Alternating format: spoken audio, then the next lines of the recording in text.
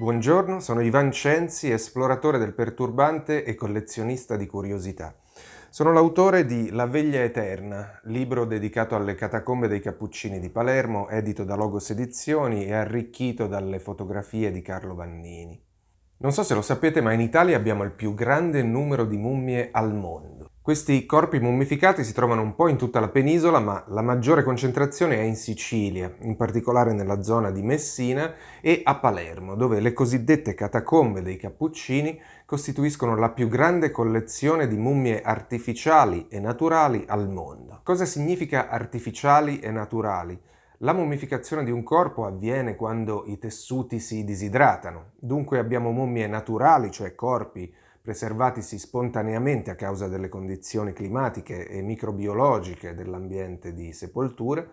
Abbiamo mummie artificiali, cioè manipolate, dissezionate, private degli organi interni per favorirne il disseccamento, e abbiamo soprattutto mummie a metà strada tra le due, cioè preservatesi naturalmente ma con l'intercessione umana, cioè con un aiutino. Per esempio perché sono state poste in luoghi appositi, magari ventilati, in cui la disidratazione e il deflusso dei liquidi cadaverici potessero avvenire garantendo un buon risultato. Le catacombe di Palermo ospitano diverse migliaia di corpi, non soltanto di religiosi ma soprattutto di laici. Le salme sono disposte lungo i corridoi e suddivise per mestieri o classi di appartenenza. Appena entrati all'interno delle catacombe dei Cappuccini, l'impressione è quella di trovarsi di fronte a un gigantesco exercitus mortuorum, una spaventosa armata di revenant. La sensazione però dura pochi minuti, perché in realtà nell'ipogeo regna una pace così perfetta che lo sconcerto iniziale cede di solito il passo a un sentimento diverso.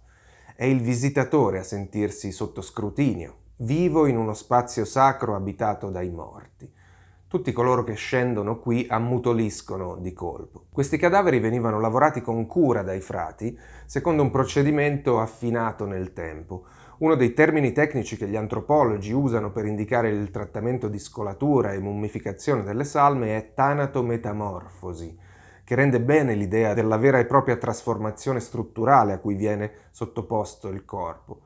Una simile conservazione aveva peraltro costi non indifferenti che solo i più abbienti potevano permettersi, e questo ci conferma come anche in morte esistano cittadini di prima e di seconda classe. Lo scopo di tutto questo era salvaguardare non solo la memoria del defunto, ma la sua identità stessa.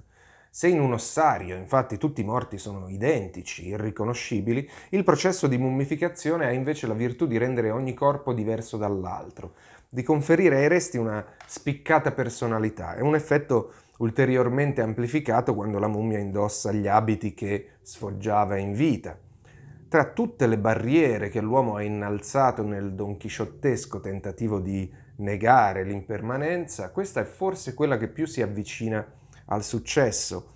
È una strana strategia perché invece di allontanare la morte e di combatterla, la si abbraccia fino a renderla parte della quotidianità. E così alle catacombe gli antenati non lasciavano mai il tessuto sociale, ci si parlava, ci si prendeva cura dell'aspetto dei propri defunti, si cambiavano i vestiti sgualciti o si sostituivano le imbottiture, vi si portavano addirittura i bambini a conoscere la storia della famiglia e degli antenati. Grazie alla conservazione del cadavere, il morto non era mai veramente morto. La veglia eterna, come dicevo, è impreziosito dagli scatti di Carlo Vannini, tra i più prestigiosi fotografi d'arte in Italia, e Carlo possiede anche una sensibilità piuttosto dark, perfetta per il tipo di progetti che porto avanti io, come vedrete anche dando un'occhiata agli altri libri che abbiamo fatto assieme. La veglia eterna, infatti, è il primo volume della collana Bizzarro Bazar. Segnalo anche che in occasione della ristampa nel 2017 il libro è stato ulteriormente arricchito da una prefazione di Dario Piombino Mascali, paleopatologo e conservatore scientifico del sito di Palermo. Un sito che rappresenta un patrimonio davvero unico al mondo. Una finestra sul passato, su un modo differente di intendere la morte e rapportarsi a essa.